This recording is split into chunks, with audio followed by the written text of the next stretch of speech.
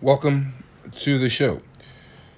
In this episode, we're going to be covering a tragic event that happened in New York City, where an NYC Hudson River helicopter crash was a birthday event for a family as a pilot radioed he needed fuel.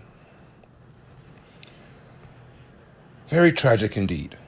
The Spanish family killed in a horrific helicopter crash into the Hudson River had hired the high-flying sightseeing tour as part of a birthday celebration, officials said Friday, as the helicopter owner told reporters the pilot was low on fuel moments before the tragedy occurred. For those not familiar, the body of water between the area called Manhattan, which is also famously just known as New York City. So the body of water between Manhattan and Queens is called the East River. So the Hudson River is the body of water between the west side of Manhattan and New Jersey.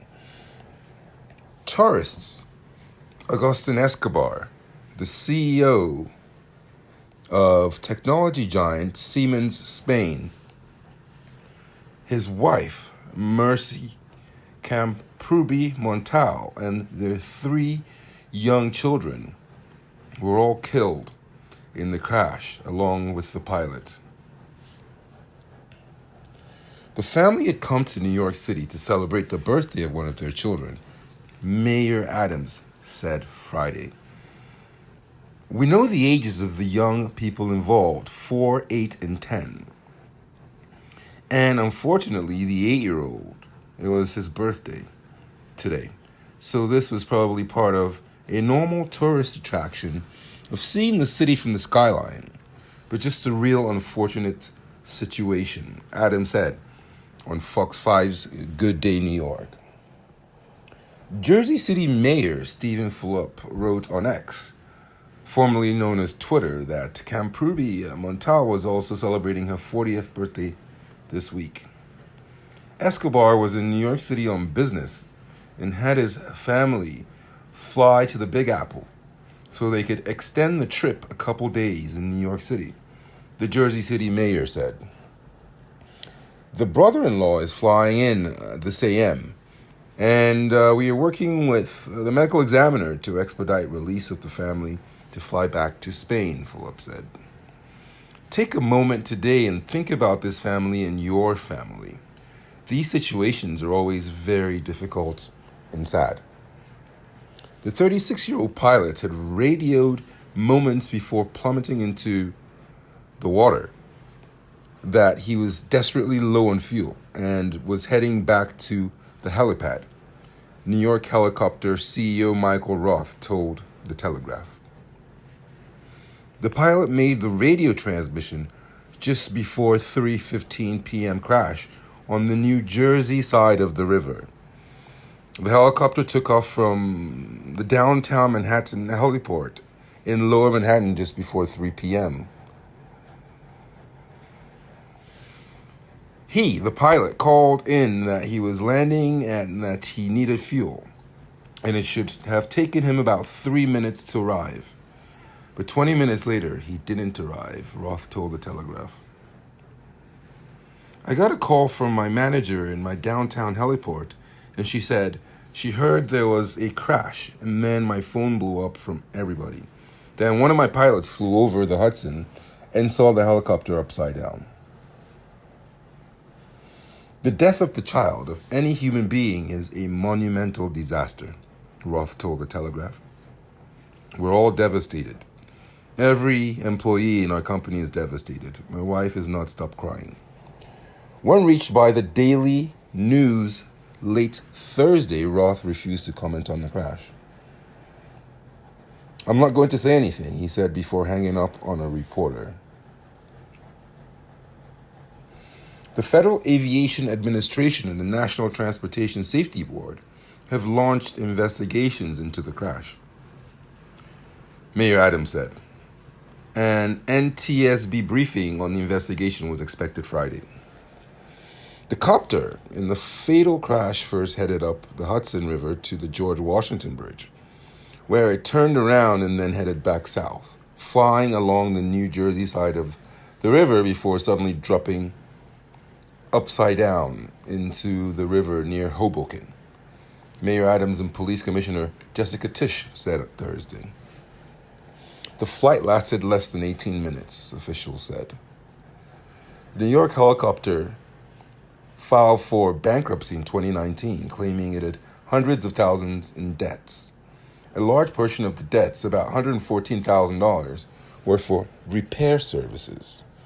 The company has mixed reviews on Yelp, with at least one customer complaining that the company didn't do proper safety checks before taking off. Other customers said employees were rude and charged unexpected fees. It's very interesting how whoever was piloting this helicopter didn't realize before taking off from Lower Manhattan that he didn't have enough fuel for this trip.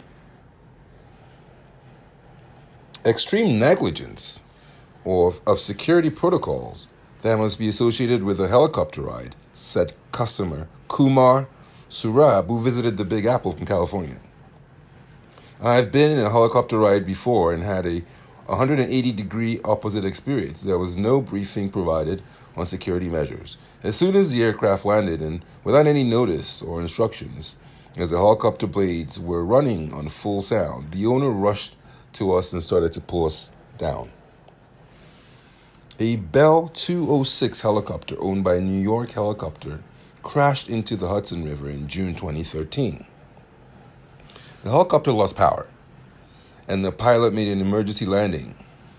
No injuries were reported, and the NTSB found that a maintenance flub and an engine lubrication anomaly led to the power cutoff. Thursday's crash was the first for a helicopter in the city since one hit the roof of a skyscraper in 2019, killing the pilot. At least 38 people have died in helicopter accidents in New York City since 1977. A collision between a plane and a tourist helicopter over the Hudson in 2009 killed 9 people. And 5 died in 2018 when a charter helicopter offering open-door flights went down into the East River. After Thursday's crash, Fulop called for an end of sightseeing helicopter tours over the Hudson. This has been an issue we have pushed at the federal level for a decade with no response, he wrote on X. This is not the first crash that has happened, and the reality is that the airspace here is too crowded above a densely populated area to allow this. These tourist helicopters should not be allowed, and hopefully this terrible tragedy brings some change so that it will never happen again to any other family, he wrote. On Friday, Mayor Adams disagreed with Fulop's assessment, saying on 1010 Winds that the sightseeing tours are part of the attractiveness of the city. On New York 1, Adams did leave the door open for tighter restrictions on non-emergency helicopter traffic. I remember in 1977 when the helicopter crashed into the Pan Am building. We made adjustments and modifications. You can always adjust and modify based on these circumstances, he said. There were 17 crashes over the approximately 40 years. Those are numbers that you have to look at when you make these adjustments. What a tragedy. We hope that they look into this and investigate how and why it happened. My prayers go out to the family of those who lost their lives. And we hope this never happens again. That brings us to the end of this episode. Please like and subscribe to the channel. As always, head over to buymeacoffee.com/SamsonKing to make a donation. And as always, Thanks for stopping by, and we'll see you next time.